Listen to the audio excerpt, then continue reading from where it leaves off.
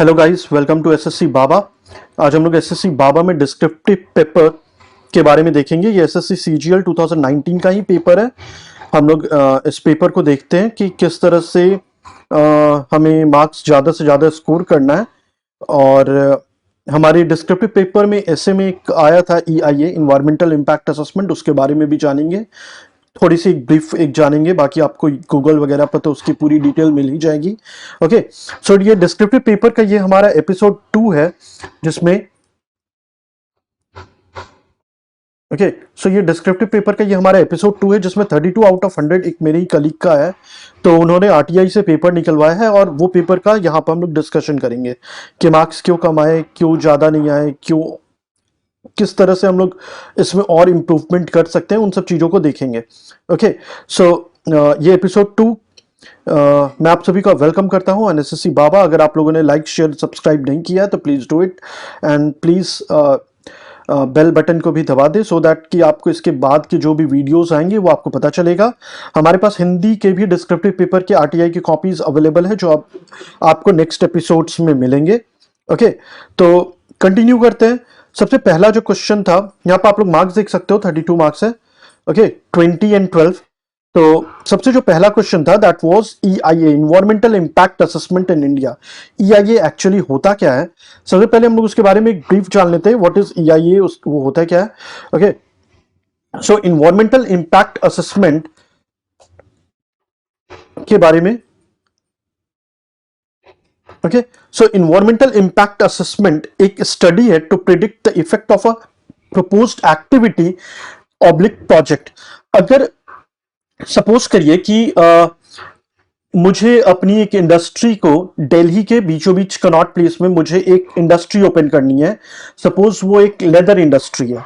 Okay, सो leather industry है, या फिर मैं अगर अपनी इंडस्ट्री को ओपन कर रहा हूं, वो इंडस्ट्री को आप मान लो इलेक्ट्रिसिटी जनरेशन की वो एक इंडस्ट्री है, जो कि जो कोल होते हैं या जो भी फॉसिल फ्यूल्स है, फॉसिल फ्यूल्स के यूज करके वहां इलेक्ट्रिसिटी का उत्पादन किए जाएंगे। ओके, मुझे वो दिल्ली के CP में करना है, कनॉट प्लेस में। ओके, सो अब ये होगा क्या कि इन्वायरमेंटल इम्पैक्ट असेसमेंट में जो भी एक कमिटी होगी, जो भी एक बॉडी होगा, they will study the effect. अगर मैं यहां पर एक थर्मल पावर प्लांट अगर लाता हूं, ओके, थर्मल पावर प्लांट के दिल्ली के बीचों बीच CP में होने से क्या इंपैक्ट पड़ेगा on the environment, on the people, on the society, on the country as a whole. Okay, so ये एक स्टडी है प्रिडिक्ट करने का। ओके, ये जो इन्वायरमेंटल इंपैक्ट असेसमेंट की जो बॉडी है, they are the decision making tool. वो लोग डिसीजन मेकिंग टूल है। वो लोग ये बोलते हैं कि वेदर दिस इज गुड और नॉट। अगर हमें बहुत जरूरी है CP में ओपन ही करना, so what would be the alternative methods, वो ऑल्टरनेटिव मेथड्स भी बताते हैं, and which alternative method is best according to economic terms and according to the environmental costs. So यहां पर ना इकोनॉमिक और इन्वायरमेंटल कॉस्ट एंड बेनिफिट्स को study किया जाता है, वेदर कि वो environment and economic wise viable है कि नहीं है।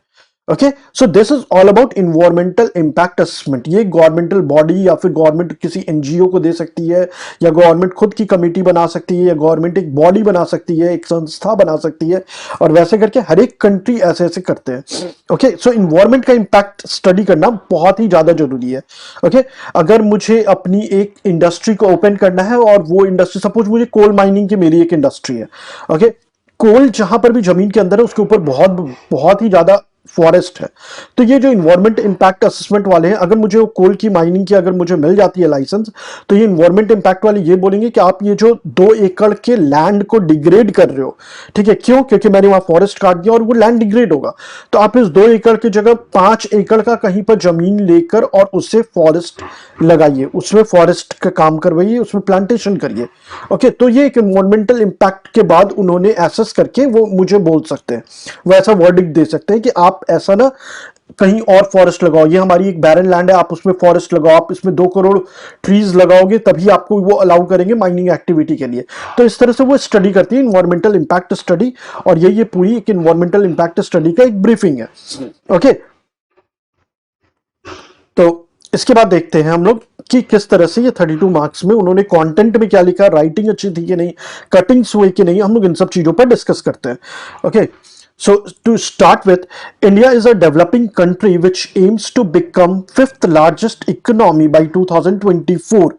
Okay, 2024. That to achieve this target, industrialization and urbanization is the cornerstone due to the speedy development and processes impacting the environment on a large scale. Okay, so the importance of environmental impact assessment is the need of our the present time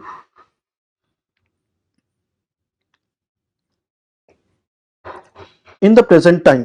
okay, तो अभी तक मुझे यहाँ तक तो environmental impact assessment की कुछ भी वैसी मिली नहीं है. ये भी इन्वायरमेंट की बात हो रही है. It is a need of the hour to have an environmental impact assessment, या उसको शॉर्ट में मैं या ये बोल सकता हूँ. ठीक है, उन सब चीज़ों की है. हम लोग फिफ्थ लार्जेस्ट इकोनॉमी है. ओके, सो हम लोग अभी ये देखते हैं कि whether the content is close to the EIA और नॉट. ओके, मुझे कटिंग कहीं पर भी नहीं दिख रही है, मुझे कोई भी राइटिंग में प्रॉब्लम नहीं दिख रही है. Okay, so according to Greenpeace एक एनजीओ है. Greenpeace report, out of 30 most polluted cities 22 are in India. The condition of our capital Delhi is very poor. Breathing in Delhi is same as consuming 22 cigarettes in the day. Okay, 22 cigarettes in a day. Basically हम लोग यहाँ पर ना environment के बारे में नहीं पढ़ रहे हैं, वेदर कि environment डिग्रेड हो रही है उसकी नहीं है. environmental impact assessment is something else. It is a body which tells or predicts कि हम लोग अगर ये काम कर रहे हैं, ये जो प्रोजेक्ट हम लोग चला रहे हैं, उस प्रोजेक्ट के कारण environment पर impact क्या होगा. This is EIA.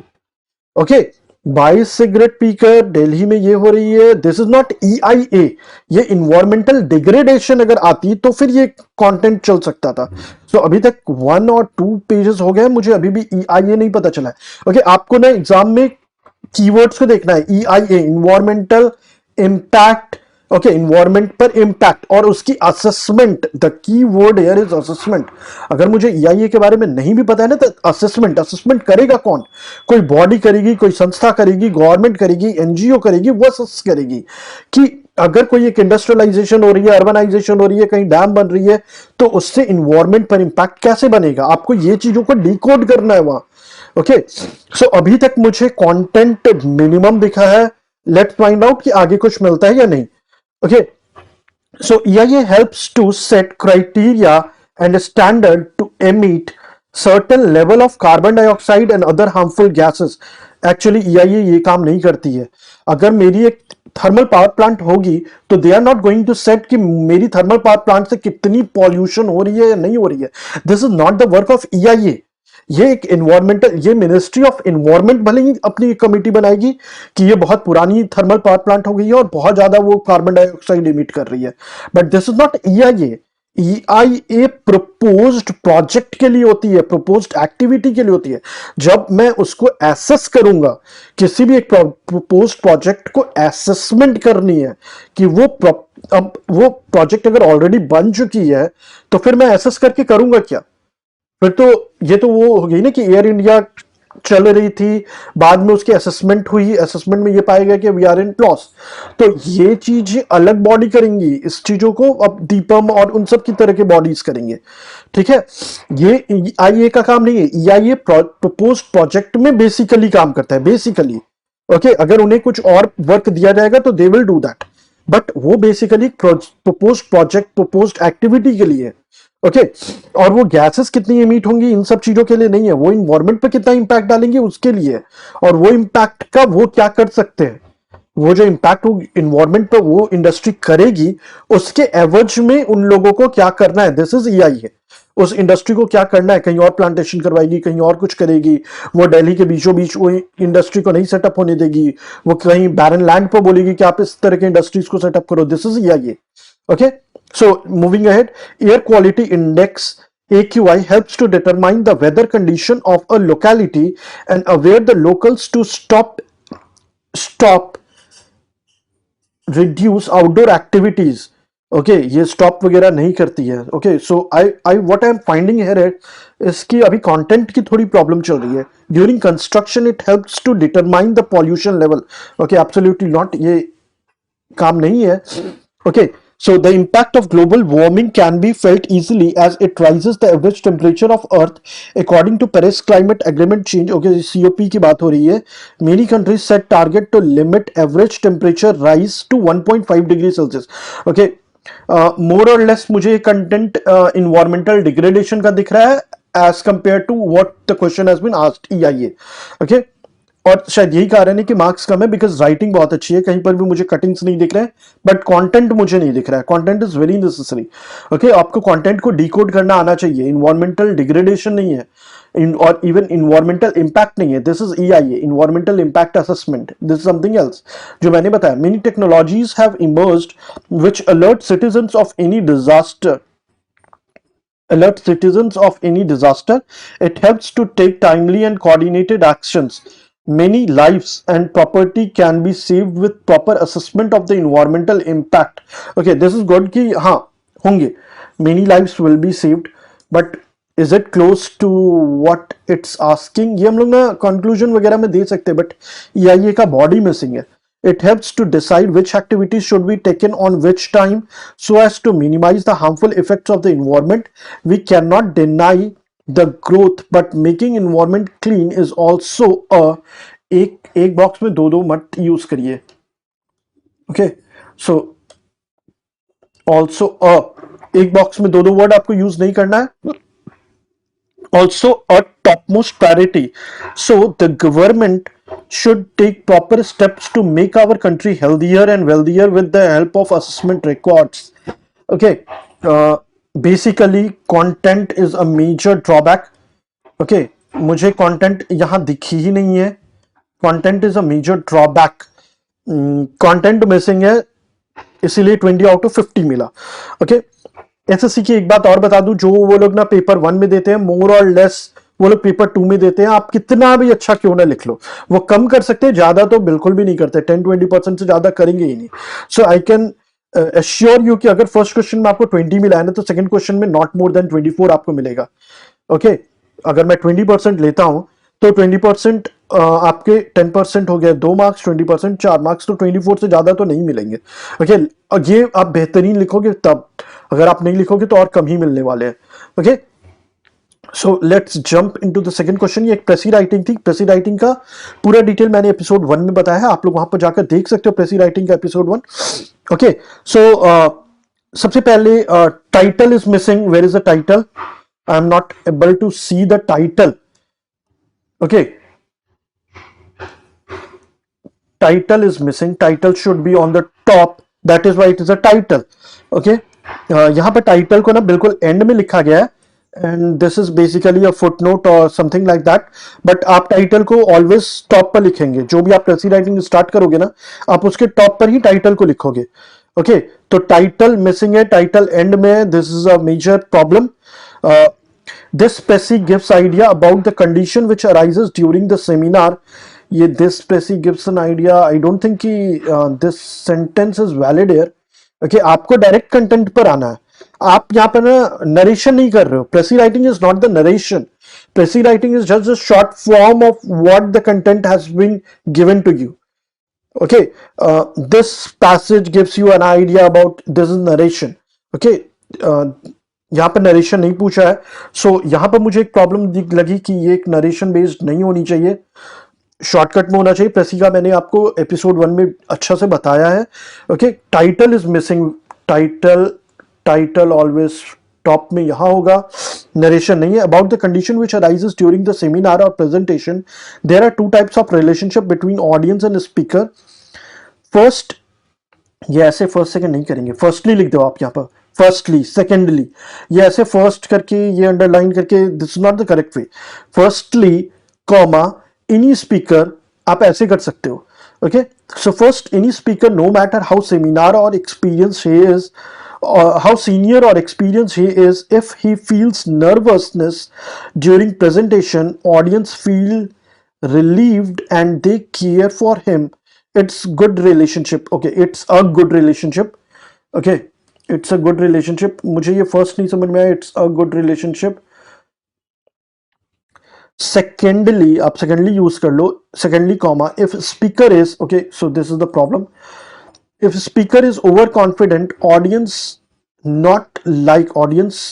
does not like, okay, थोड़ी सी मुझे ग्रामेटिकल एरर दिख रही है, ऑडियंस डज नॉट लाइक और audience do not like, singular plural आप देख लो, does not like to interact with him and passes him hostile and rude behavior. Okay so आप ना पैराग्राफ चेंज भी नहीं करेंगे ऐसे, ये पैराग्राफ चेंज ना अवॉइड करेंगे। ये मुझे पहले भी यहाँ पैराग्राफ चेंज दिखी है, स्पीकर के बाद यहाँ पर एक जो बॉक्स ओपन है। ओके, प्रेसी राइटिंग में यूजुअली पैराग्राफ चेंजेस नहीं होते हैं यूजुअली, बट अलग अलग तरह के राइटर्स अलग अलग तरह की चीजें बोलती है। If you have to take my opinion, आप पैराग्राफ चेंज नहीं करोगे। ओके, प्रेसी शॉर्टकट, आप पैराग्राफ चेंज करके थोड़ी सी उसको वेग बना रहे हो कंटेंट को। Okay, so it is very important to be neutral and normal while giving presentation, because presentation के बाद ये बी कैपिटल, अगर फुल स्टॉप नहीं है so B is in capital, because it is a good sign to make our audience satisfied and comfortable with our seminar. okay, title ये नीचे लिखा हुआ है, यहाँ पर भी एक एरर है और शायद यही कारण है कि 12 आउट ऑफ 50 मिला। ओके, सो अगर मैं इनमें अगर एरर बोलूं तो मुझे ये एक नरेशन लगा, narration, precis is not a narration. Okay, ये एक नरेशन दिखा, ये फर्स्ट, ये इस तरह से आप नहीं लिखोगे, टाइटल टॉप में होगा, वो बिल्कुल एंड में नहीं होगा, और थोड़ी बहुत कहीं कहीं बीच में कुछ ग्रामेटिकल एरर्स दिखे हैं। ओके, सो ये कुछ चीजें हैं जो आप इम्प्रूव कर सकते हो, और इस तरह की चीजें नहीं करेंगे। और 32 मिला है, यहाँ पर कहीं पर भी मुझे राइटिंग की प्रॉब्लम नहीं लिखी है, कटिंग्स नहीं मिले, अगर वो होती तो और भी खराब मार्क्स मिलते। ओके, 10 भी हो सकता है, दे सकते थे वो जो भी चेक कर रहे थे। ओके, सो ये एपिसोड 2 का मैंने एक आरटीआई कॉपी आपको दिखाया, उनकी इन कॉपीज में क्या क्या प्रॉब्लम दिखी वो बताया है। ओके, इसी तरह से हिंदी के भी कॉपीज मुझे मिले हैं जो मैं नेक्स्ट एपिसोड्स जो भी आने वाले होंगे उसमें करवाऊंगा, और कुछ इंग्लिश के भी कॉपीज हैं जिनमें 78 मार्क्स के भी हैं, 80 मार्क्स के भी हैं, उन सब कॉपीज की भी आरटीआई मेरे जो फ्रेंड्स वगैरह थे उन लोगों ने डाल रखे हैं, तो वो भी कॉपीज जो मिलेंगे वो भी आपको मैं प्रोवाइड करूंगा। ओके, तब तक के लिए आपको जो भी प्रॉब्लम होंगी आप टेलीग्राम पर मैसेज कर सकते हो, टेलीग्राम के लिंक आपको नीचे मिल जाएंगे, टेलीग्राम पर आप मैसेज कर देना, मुझे वहां पर टैग कर देना, and I will revert back to you. Okay, so thank you, bye bye, good night, take care.